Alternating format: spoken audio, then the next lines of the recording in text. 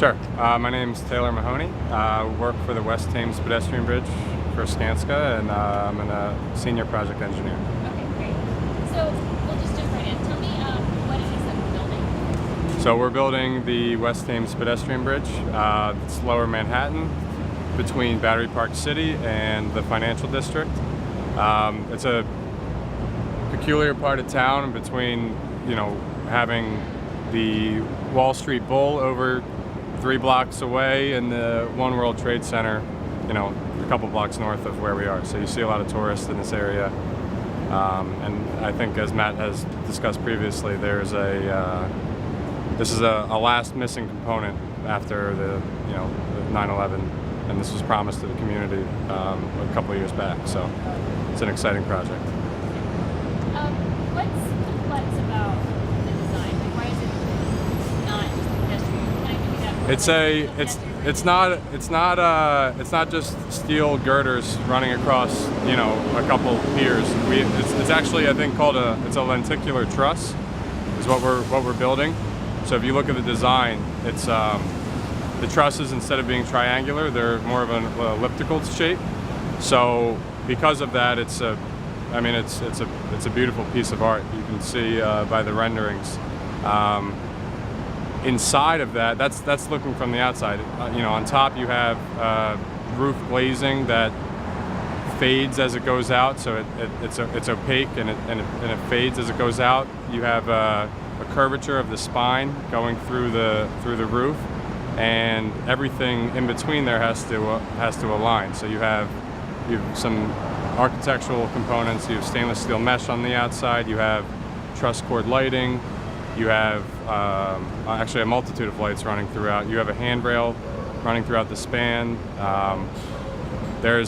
Because of the tight tolerances with all of the steel, these members aren't huge. They're not 24 inches wide. These members are 8 inches wide, 10 inches wide, some less. So getting all of the mesh holes, the studs laid out. It's a coordination process. It's been a coordination process that we've had to work through, and successfully. But it took a lot of time to get through that. What about that's coordination on the construction side? Is very complex. What about coordination amongst this community, like rental people that would walk through the site if not for the way we've set it up? So. Yeah, absolutely. So some of the restrictions we've had, the limitations, I should say, we've had working the Lower Manhattan, you're not really allowed to have a lot of laydown area. As you can see walking around, there's not a place to drop soil or put spoils. We have containers that get emptied sometimes weekly, bi-weekly. Anything that would be stored on the west side that would have to get to the east side, you would have to have flagmen running across and following any type of machinery, or if it was a heavy load, it took more than one person. You would have basically personnel watching and overseeing that process. We have a full-time pedestrian manager throughout the whole process of this job, just to direct people that are walking up a one-way street into oncoming traffic. So it's logistically is a challenge for sure down here with all the tourists and work going on down here. So. What stage of construction are we at right now? So what's done? What is left to be done? On site, I'll say we're a good percentage done. We have some architectural components on our approaches left. Following that, we would have to wait for the span to get here to finish out a lot of the work. It's a lot of tying in conduits underneath the bridge. Our electrical service is running from one side to the other, so that all of that final tie-in will have to happen once the bridge gets set. But right now we have all of our superstructure in place. We're working through our pavers. The pavers on the east are complete, as well as the west. And once the next step we're waiting for are approaches to come.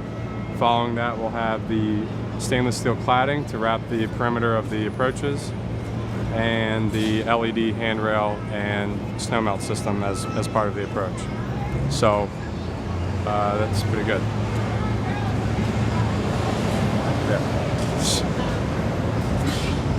All right. So, just walk me through in plain terms the experience to when it's all done.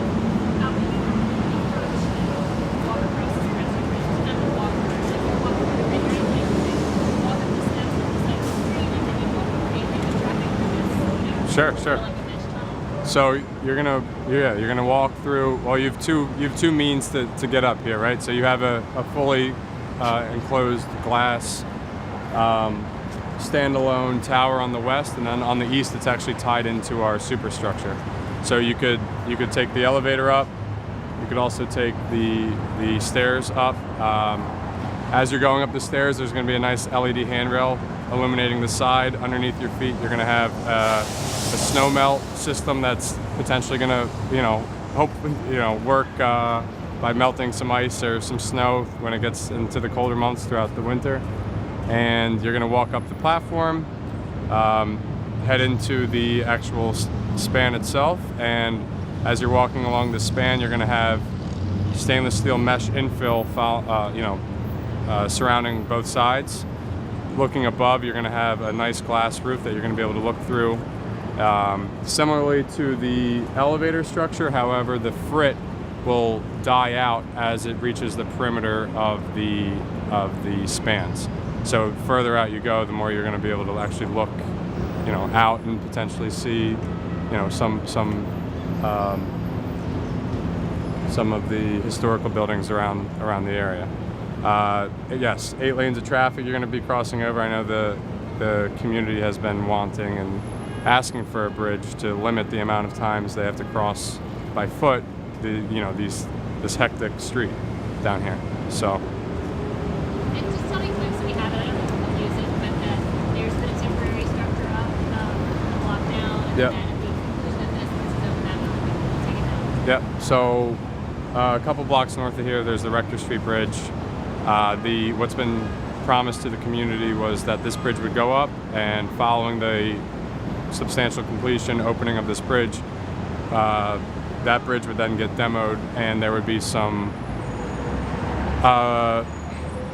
site work restoration that would go on down there. So I believe they're gonna rework some of the park, rework some of the gardening aspects up there, and pretty much fill in what was taken by the footprint of that bridge and expand to give back some of the park aspects of Battery Park City that's, I guess, apparently have been missing. So.